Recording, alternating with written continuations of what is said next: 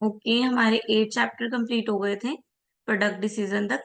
Chapter 9 start करेंगे आज, pricing decision.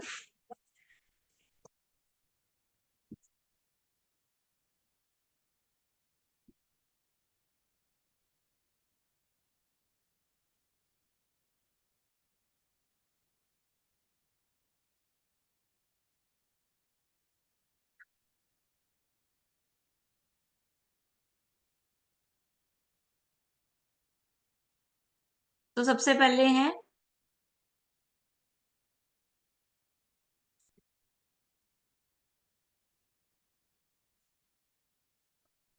Price. Price होता क्या है, प्राइसिंग होता क्या है? Pricing is can be defined as a process of determining an appropriate price for the product.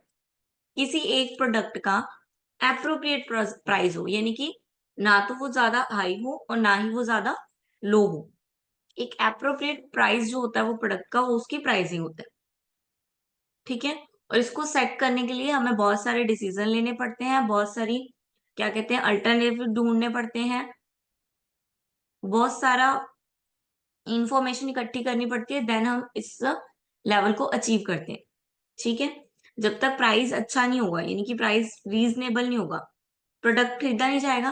Product खरीदा नहीं जाएगा तो हमारी कंपनी की वैल्यू इंक्रीज नहीं होगी। तो प्राइस जो है एक बहुत बड़ा रोल प्ले करता है। हमारे प्रोडक्ट का मार्केट में सिलेक्ट होना और डिससिलेक्ट होना प्राइस पे ही ऑलमोस्ट डिपेंड हो, क्योंकि आपको पता है जो डिमांड क्रिएट होती है वो प्राइसिंग के फैक्टर से ही होती है।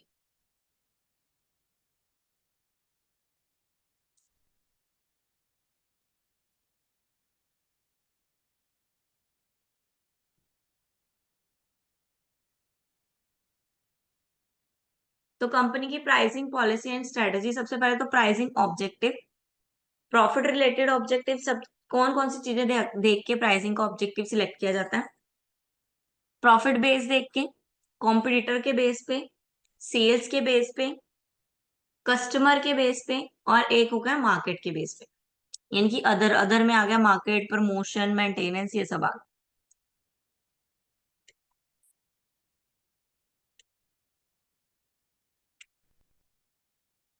तो प्रॉफिट रिलेटेड ऑब्जेक्टिव में आ गया कि कंपनी ऐसी पॉलिसी, ऐसी स्ट्रेटेजी बनाएगी, ठीक है, जिसमें क्या हो, प्रॉफिट रिलेटेड हो, यानी कि मैक्सिमम करंट प्रॉफिट। तो ये एक स्ट्रेटेजी है कि करंट प्रॉफिट क्या हो, मैक्सिमम हो। ये एक स्ट्रेटेजी बता रहे हो।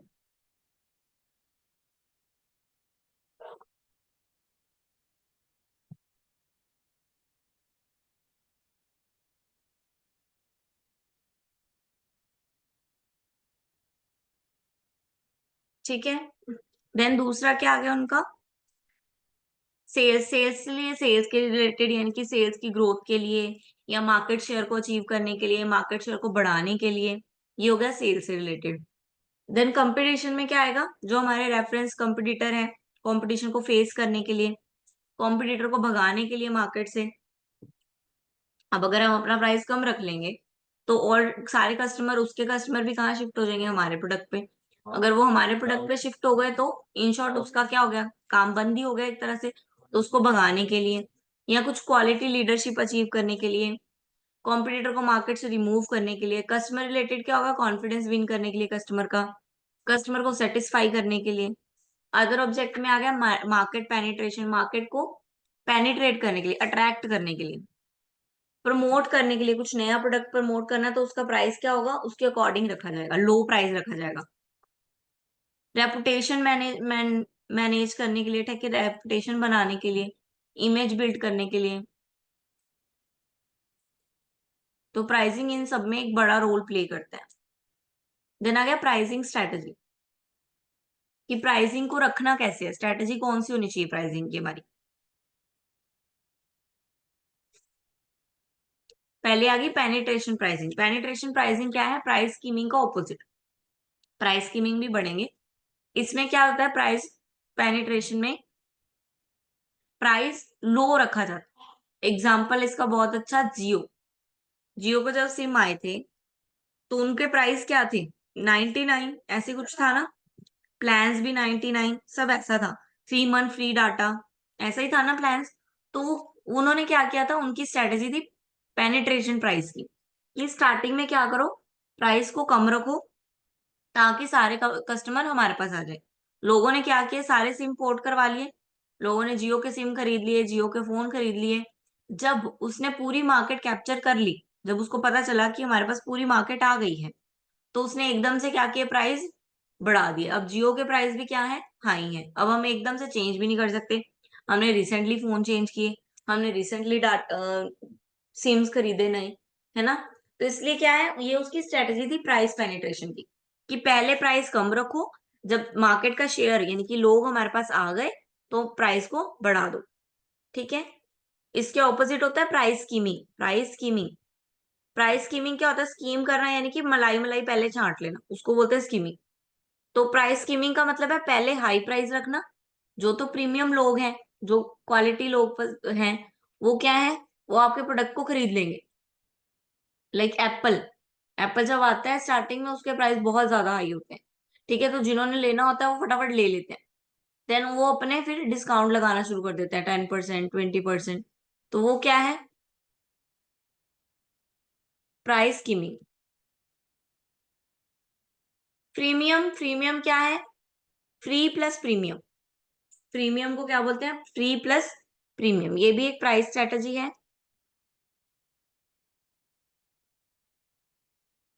पहले क्या करना, उसको फ्री में दे देना, बाद में फिर उस पे पैसे लगा देना। जैसे कि स्पॉटिफाई क्या करते हैं, पहले आपको कहते हैं फ्री म्यूजिक सुनो।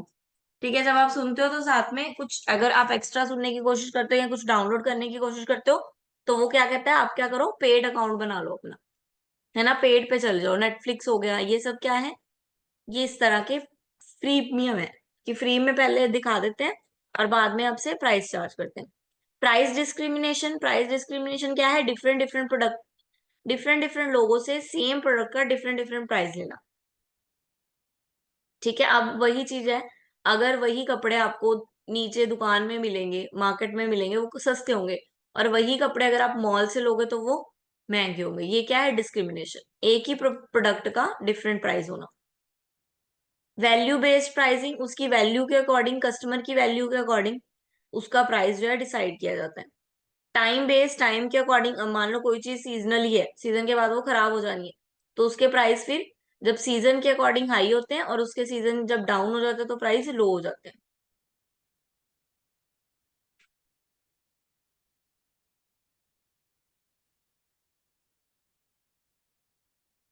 ये हमने पढ़ लिया, पेनिट्रेशन प्राइसिंग, प्राइस स्कीमिंग भी पढ़ लिया।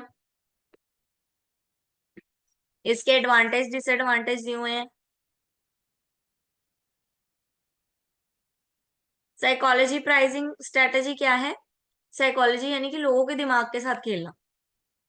आपको क्या बोलते हैं, प्राइजेस 999, 999, 599, ये क्या है, ये आपके दिमाग के साथ खेल रहे हैं। आपको क्या लग रहा है, 500 का सामान है, 900 का सामान है वो, लेकिन वो होता कितने का है? वो सिर्फ 1000 में एक कम, 600 में एक कम। ठीक है, तो वो आपके दिमाग के साथ खेल रहे हैं। By one get one free, ऐसा कुछ होता नहीं है, वो होता प्रोडक्ट उतने का ही है, वो आपको बोला जाता है। ठीक है, 50% ऑफ, ये स्कीम्स लगाई जाती है, ये सब आपकी साइकोलॉजी के साथ खेलना होता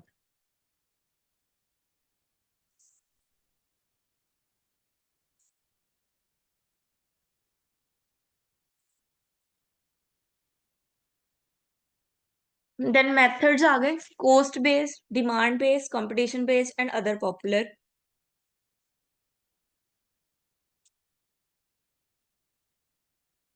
अब ये सब प्राइसिंग की टेक्निक्स आ गई, ये हमने कुछ पढ़ ली है, कुछ नहीं पढ़ी। मार्कअप प्राइस, कॉस्ट बेस यानी कि कॉस्ट से रिलेटेड जो है वो ये है, मार्कअप, फुल, मार्जिनल और ब्रेक इवन। डिमांड से बेस, स्कीम और पेनिट्रेशन। देन कंपटीशन से base, discount, premium, going rate. और अदर मेथड हो गए, वैल्यू, सील्ड, साइकोलॉजी और ज्योग्राफी। तो कॉस्ट का पहला आ गया मेकअप। मेकअप प्राइसिंग क्या हो गया, सेलिंग प्राइस जो प्रोडक्ट का है वो फिक्स करना और एडिशनल कुछ मार्जिन रख देना, कि कुछ आप एक्स्ट्रा कैरी बैग ले रहे हो या कुछ भी आप ले रहे हो तो उस पे कुछ एक्स्ट्रा रख लेना। मेकअप। फुल कॉस्ट, जितनी कॉस्ट है उतना ही प्राइस रखना। Normal price, normal level. Marginal cost pricing, जितना भी कॉस्ट है उस पे एड ऑन प्राइस रखना, ठीक है। Fixed cost, variable cost, total cost, ये तो पता ही है आपको। मार्जिनल कॉस्ट क्या होता है ये भी पता ही है, ठीक है। टोटल कॉस्ट यानी कि जितने भी वेरिएबल और फिक्स है कॉस्ट लगी है उस पे उन दोनों को ऐड करके। ब्रेक इवन कंसेप्ट क्या है, जहाँ पे ना तो प्रॉफिट हो रहा है ना ही लॉस हो रहा है, उस कॉस्ट को बोलेंगे ब्रेक इवन। जहाँ पे दोनों कटेंगे, डिमांड और supply, that is the equilibrium point, और उसी को बोलते हैं no cost no profit no loss.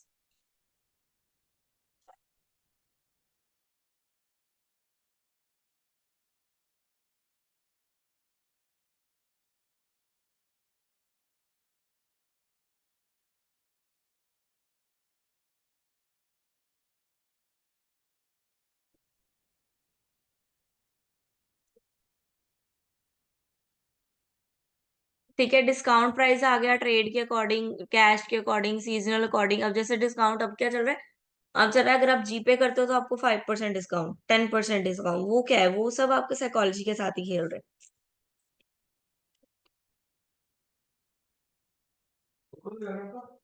ये सब आप एक बार रीड करोगे आपको क्लियर हो जाएंगे, इजी इजी हैं सारे।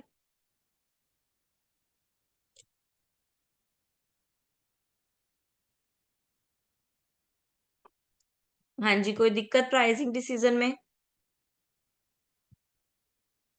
No ma'am. क्लियर है? बाकी जो थोड़ा थोड़ा है, अगर जैसे वो आप रीड करोगे ना वैसे ही क्लियर होता जाएगा, मतलब इजी लैंग्वेज है बहुत, कुछ मुश्किल नहीं है उसमें। Then okay distribution ma'am. Planning. Distribution क्या होता है, जो भी प्रोडक्ट है अब उसको डिस्ट्रीब्यूट भी तो करना पड़ेगा, अलग अलग मार्केट्स में पहुंचाना भी तो पड़ेगा। तो वो अलग अलग मार्केट में पहुंचाने की भी प्लानिंग की जाती है कि आप कैसे डिस्ट्रीब्यूट करना चाहोगे अपने प्रोडक्ट को। सीधा मैन्युफैक्चर से लेना चाहोगे, या सीधा मैन्युफैक्चर वो जो प्रोड्यूसर है वो देखता है कि मैं डायरेक्ट मार्केट में अपनी दुकान खोल लूं, या किसी रिटेलर को दे दूं, या किसी होलसेलर को दे दूं, कैसे करूं, इसी का ही प्लानिंग करना, इसी का ही डिसीजन लेना, दैट इज डिस्ट्रीब्यूशन डिसीजन। तो सबसे पहले आते हैं डिस्ट्रीब्यूशन चैनल, यानी कि वो पाथ, वो रास्ता जिससे आप अपने प्रोडक्ट को ट्रेवल करवा के मार्केट में भेजते हो, कंज्यूमर को अवेलेबल करवाते हो। उस पाथ को, उस रास्ते को हम क्या बोलते हैं, डिस्ट्रीब्यूशन चैनल, ठीक है।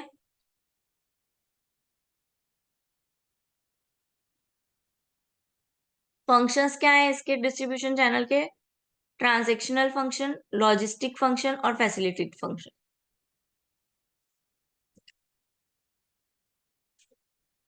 ठीक है, ये सारे फंक्शन परफॉर्म करता है फाइनेंसिंग का, ठीक है, मर्चेंडाइज का, मार्केट इंटेलिजेंसी का, प्रोडक्ट का, प्राइस स्टेबिलिटी का, प्रमोशन का, ये सब फंक्शंस जो है वो डिस्ट्रीब्यूशन चैनल्स परफॉर्म करते हैं। क्योंकि एक प्रोड्यूसर का जो प्रोडक्ट है वो मार्केट में लेके कौन आता है, वो प्रोडक्शन चैनल, डिस्ट्रीब्यूशन चैनल्स ही लेके आते हैं। उस प्रोडक्ट को बोलते हैं ये प्रोडक्ट बहुत अच्छा है मैडम, यही खरीदो यही खरीदो। तो इससे क्या हो गई, उनकी प्रमोशन भी हो रही है, मार्केट स्ट्रेटेजी भी लग रही है, ठीक है। तो ये सब क्या है, मार्केट में हेल्प करते हैं। और फिर जो लोग हैं उनको हमारे प्रोडक्ट के बारे में इंफॉर्मेशन भी देते हैं, मैडम ये नया आया है, ये ट्राई करके देखो। तो वो सब क्या है, वो हमारे प्रोडक्ट की इंफॉर्मेशन भी दे रहे हैं। तो सबसे पहले उसका आ गया ट्रांजिशनल फंक्शन। ट्रांजिशनल फंक्शन क्या है, मूविंग करना गुड्स को एक चैनल से दूसरे चैनल तक, उसको बोलते हैं ट्रांजिशन, यानी कि बाय सेल करना। देन लॉजिस्टिक फंक्शन, लॉजिस्टिक यानी कि उसको स्टोर करके रखना, उसको किसी एक जगह पे संभाल के रखना, असेंबल करके रखना। देन फैसिलिटेटिंग फंक्शन कौन से है, यानी कि उनको फाइनेंस कैसे देना है, जो प्रोड्यूसर है उनको पैसे कैसे देने हैं, क्रेडिट सेल करनी है, क्रेडिट परचेज करनी है। तो ये सारे फाइनेंस से रिलेटेड आ गया, तो फैसिलिटेटिंग फंक्शन।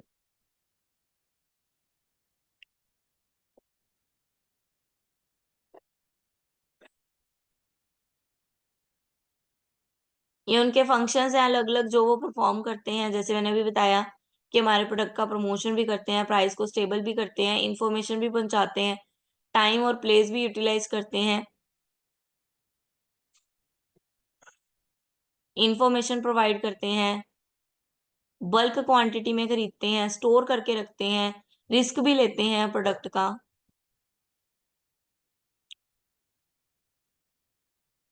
इम्पोर्टेंस क्यों है इनकी चैनल्स की, क्योंकि ये टाइमली डिलीवर कर देते हैं प्रोडक्ट को, ठीक है, स्टॉक को मेंटेन करके रखते हैं, कम हो जाए तो फटाफट प्रोड्यूसर से मंगा लेते हैं। मार्केट की इंफॉर्मेशन प्रोड्यूसर को भी देते हैं और प्रोडक्ट की इंफॉर्मेशन कस्टमर को भी देते हैं। हमारे प्रोडक्ट को प्रमोट भी करते हैं कि ये अच्छा है, ये लेके देखो, ये ट्राई करके देखो, वो क्या है, प्रमोशन ही है एक तरह का। फाइनेंस भी प्रोवाइड करवाते हैं, ठीक है। एम्प्लॉयमेंट जनरेट करते हैं, डिस्ट्रीब्यूशन का रिस्क जो है वो बियर करते हैं। तो टाइप क्या है डिस्ट्रीब्यूशन चैनल के? सबसे पहले आ गया producer to consumer, direct, direct channel, यानी कि प्रोड्यूसर जो है डायरेक्ट कंज्यूमर को दे रहा है, कोई बीच में डिस्ट्रीब्यूटर नहीं है। देन सेकेंड क्या आ गया, producer to wholesaler, wholesaler to retailer और रिटेलर टू कस्टमर। ये ऑलमोस्ट जो हमारा अभी चल रहा है, जो मार्केट में सबसे ज्यादा चलता है। प्रोड्यूसर क्या करता है, होलसेलर को बल्क बल्क में देता है, होलसेलर रिटेलर को देता है और रिटेलर आगे कस्टमर को प्रोडक्ट बेचता है। ठीक है, डायरेक्ट चैनल में क्या है, जीरो लेवल, यानी कि कोई भी लेवल नहीं है इसमें, डायरेक्ट प्रोड्यूसर कस्टमर को सेल कर रहा है। डुअल डिस्ट्रीब्यूशन, डुअल में क्या होगा, दो चैनल, एक चैनल होगा, यानी कि producer to wholesaler, wholesaler to customer, बस होलसेलर ही कस्टमर को दे रहा है।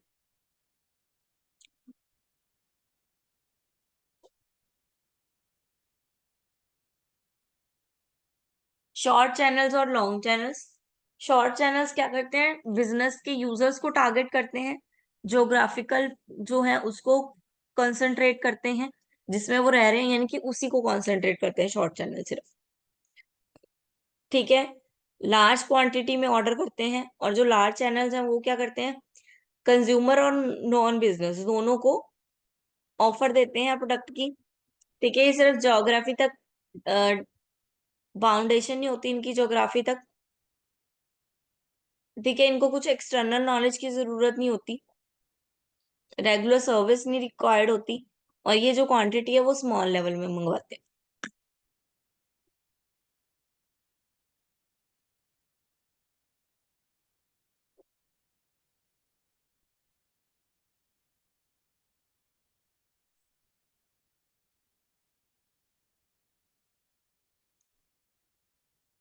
ये एक बार रीड कर लो, चैनल सपोर्ट रीड कर लो कि चैनल को सपोर्ट कौन कौन करता है। ठीक है, ये रीड करो फटाफट।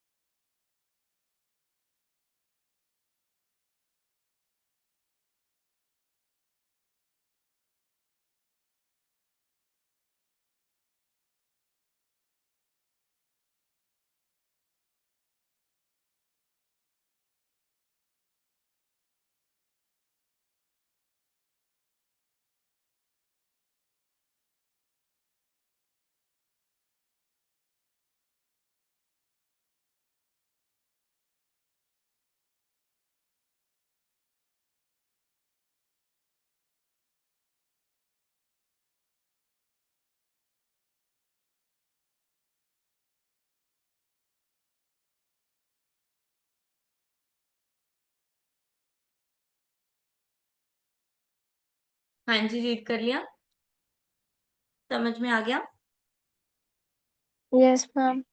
क्लियर है? Yes, ma'am. ओके, देन हमारा चैप्टर 10 भी क्लियर हो गया, दैट इज डिस्ट्रीब्यूशन चैनल। इसमें डिस्ट्रीब्यूशन चैनल दो ही दिए हुए हैं, एक होगा प्रोडक्ट टू कस्टमर, एक होगा producer to wholesaler to retailer to customer. इसमें चार तरह के चैनल होते हैं, ठीक है। आप चार भी पढ़ सकते हो, यहाँ पे दो ही दिए हुए हैं, आप नेट से चार निकाल लेना। Producer to customer, first channel. Second, producer to wholesaler to customer, second channel. Third, producer to wholesaler to retailer to customer. ठीक है, फोर्थ आ गया producer to agent, agent to wholesaler, wholesaler to retailer, retailer to customer.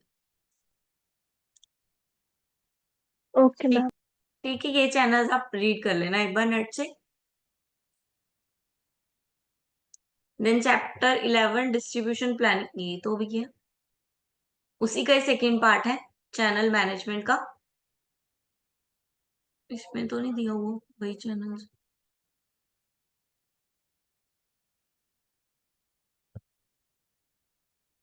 नहीं इसमें नहीं है। ठीक है, देन ये वाला चैप्टर फिर हम कल स्टार्ट करते हैं। ठीक है, चैप्टर 10 तक Okay, ma'am. हमारी हो चुकी है, चैप्टर 14 टोटल है, 4 चैप्टर रह गए हैं। फिर ये वाला सब्जेक्ट हमारा कंप्लीट हो जाएगा। उसके बाद मैं इसका टेस्ट डालूंगी आपको, एक छोटा सा रिवीजन टेस्ट कह लो या उसको असाइनमेंट कह लो। देन वो आपको मुझे कंप्लीट करके देनी होगी, ठीक है। जी मैम। ओके, कुछ Okay, ma'am. No, ma'am. Okay, you may leave now. Okay, ma'am. Thank you. हाँ जी। मैम सेकंड सेम की क्लासेस कब से स्टार्ट है? सेकेंड सेम की अभी आपके एग्जाम हो गए सारे खत्म? Yes ma'am. ओके, कोई बात नहीं, हम मैम से डिस्कस कर रहे हैं, जैसे ही स्टार्ट होती है फिर बताती हूँ मैं आपको, ठीक है। ग्रुप में मैं मैसेज डाल दूंगी। अभी तो आप डाउट सेशन ही ले रहे हो ना? डाउट सेशन तो आपके एग्जाम पे ही थे ना, अभी एग्जाम खत्म हो गए हैं, तो अभी मैं फर्स्ट सेम की क्लास ले रही थी। ये मार्केटिंग मैनेजमेंट फर्स्ट सेम है ना, उसकी क्लास ले रही थी। बाकी बीए और बीकॉम के डाउट सेशन ही चल रहे हैं, अभी उनके एग्जाम है अभी।